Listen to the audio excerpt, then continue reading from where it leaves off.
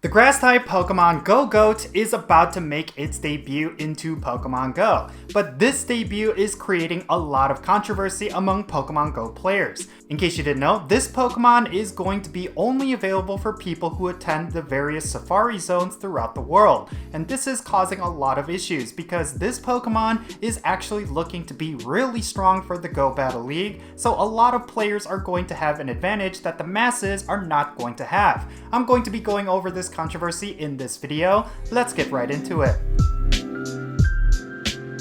Alright, how's it going everyone? It's me, it's Jinsula. I hope you're having a good day and welcome to today's Pokemon Go video. So today we're going to be talking about the Pokemon Gogoat. This is a Pokemon that a lot of players were anticipating, mainly because it is one of the most powerful grass types that you could have. Now, the way Niantic is handling the release of this Pokemon is quite interesting. It's not going to be global, but rather it's going to be an exclusive for people who are attending any of the safari zones during the end of the year. This means very few players are going to have this Pokemon in their collection, and this is causing a little bit of a problem, considering that Gogoat is one of the most powerful grass types that you could potentially have for either the Ultra League or Master League. A lot of players who are really engaged in the Go Battle League are seeing this as an unfair advantage. Now, something to keep in mind that alongside every other Pokemon that was once an event exclusive, it is eventually going to be released worldwide. So it's not like this Pokemon is going to be completely tied to these safari zones. It's more like early access, and that is something that has historically been proven true.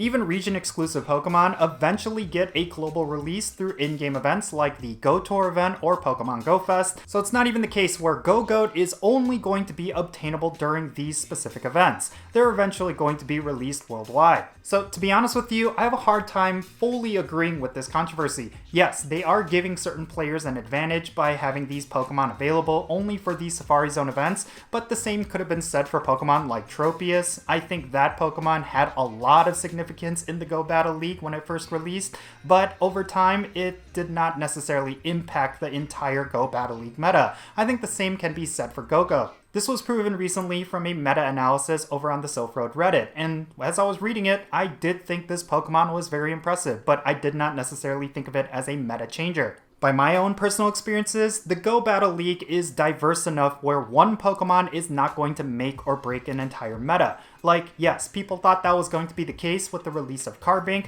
but that wasn't actually what ended up happening. This Pokemon was really strong for the Go Battle League, but not a lot of players ended up using it. So yeah, I do think the same can be said for Gogoat. This controversy is kind of overblown.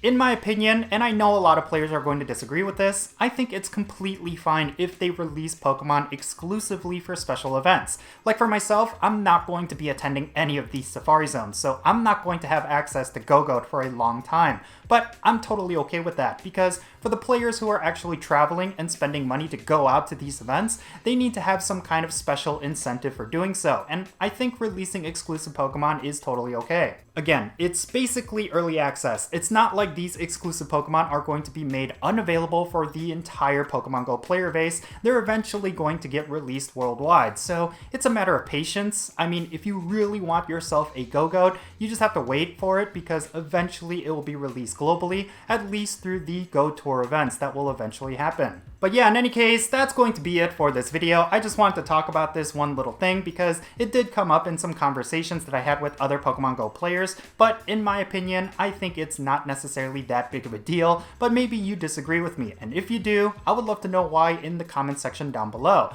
Make sure you share your thoughts, and let's have a great discussion. And thank you so much for making it to this point in the video. If you ended up enjoying it, make sure you hit that thumbs up button and subscribe if it's your first time here, and also don't forget that little bell so you can stay up to date on whenever I upload videos. And I want to give a quick shout out to all the members of my Patreon family. You make this channel content possible. If you want to support my channel in a big way, then make sure you go and check out the links in the description below. For all the people in my Patreon family, they get a permanent spot on my in-game friends list. So if you want remote raid invites from me, or you want to interact with me in some way, like with the friendship system, then make sure you go and check out my Patreon. And if you want to support my channel non-monetarily, you could do so by following me on social media. My handle is @Jinsula, and I'm on the following platforms.